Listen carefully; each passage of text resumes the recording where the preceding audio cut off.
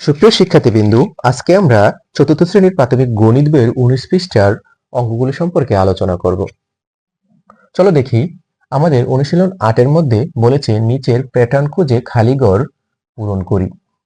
এখানে আমাদের কয়েকটি প্যাটার্ন দেওয়া আছে। প্রথম প্যাটার্নটি করে দেওয়া হয়েছে, আর আমরা জানি যে কোনো সংখ্যা প্যাটার্ন সমাধান করতে হলে আমাদের সংখ্যা প্যাটার্নের একটি নির্দিষ্ট নিয়ম থাকে। এখন এই সংখ্যা প্যাটার্নের মধ্যে কি নিয়মটি আছে সেটা আমরা খুঁজে বের করব। দেখো, প্রথমে আমাদের প্রথম সংখ্যা হচ্ছে 13 এবং দ্বিতীয় সংখ্যা হচ্ছে 15। আমরা যদি প্রথম সংখ্যার সাথে দ্বিতীয় সংখ্যা যদি যোগ করি, প্রথম সংখ্যার সাথে দ্বিতীয় সংখ্যা যদি যোগ করি, তাহলে আমাদের যোগফল কত হয়? 5 এর সাথে 3 যোগ করলে কত হয়? 8, আর 1 এর সাথে 1 যোগ করলে হয় 2। যেহেতু এখানে আমাদের 28 হয়েছে, এখানে আমাদের 28 হয়েছে, তাহলে প্রত্যেকটা সংখ্যার সাথে আমাদের কি করতে হবে? সংখ্যাগুলো যোগ করতে হবে। আমরা পরবর্তীটি সমাধান করে দেখি। আমাদের এখানে 21 আর এখানে হচ্ছে 32, মানে প্রথম সংখ্যা 21 এবং দ্বিতীয় সংখ্যা হচ্ছে 32। প্রথম সংখ্যা 21 আমরা লিখলাম এবং দ্বিতীয় সংখ্যা 32 লিখলাম। 21 এর সাথে আমরা 32 এখন কি করব? যোগ করব। 2 এর সাথে 1 যোগ করলে হয় 3, আর 3 এর সাথে 2 যোগ করলে হয় 5। তাহলে আমাদের কত হলো? যোগফল হচ্ছে 53। আমরা 53 লিখলাম। আমাদের এখানে প্রথম সংখ্যা হচ্ছে 28 এবং দ্বিতীয় সংখ্যা হচ্ছে 40। আমরা প্রথম সংখ্যার সাথে দ্বিতীয় সংখ্যা যোগ করব।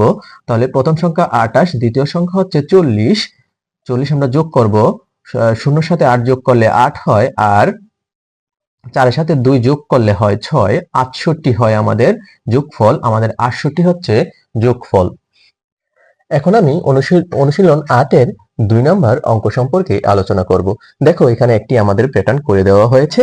দেখি প্রথম প্যাটার্নটি কিভাবে করছে, আমরা আগে নিয়মটি খুঁজে বের করি।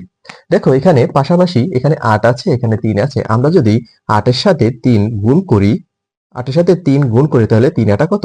24। এবং আমরা উপর নিচে যদি গুণ করি, 6 এর সাথে যদি 4 গুণ করি, 4 6 কত? 24। তাহলে দেখো, এখানে 24 এবং এখানে 24, 2 24 মিলিয়ে এখানে মাঝখানে 24 হয়েছে। তাহলে বুঝতে পারলাম আমাদের পরবর্তী যেই প্যাটার্নগুলো আছে সেই প্যাটার্নগুলো আমাদের গুণ করে করতে হবে। দেখো, এখানে পাশাপাশি 7 আর 6, 7 আর 6, 6 7 কত? 42। এবং আমাদের এখানে উপর নিচে আছে, এখানে আমরা যদি 14 সাথে কত গুণ করলে 42 হবে? 3 14 কত গুণ করলে 42 হবে? 3 14 42। তাহলে আমরা এখানে যদি 3 লিখে দেই, তাহলে আমাদের খালি ঘর পূরণ হয়ে গেল। পরবর্তীতে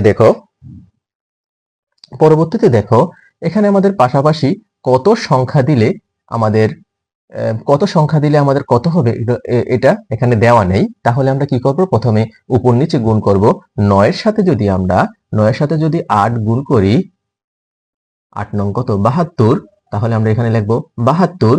আর 4 এর সাথে কত গুণ করলে আমাদের 72 হবে? 4 এর সাথে আমরা যদি 18 গুণ করি, 18 এর সাথে 4 গুণ করি, তাহলে আমাদের কত? 72 হবে। তাহলে আমাদের 4 এর সাথে এখানে 18 লিখতে হবে। তাহলে আমাদের খালি ঘর পূরণ হয়ে গেল।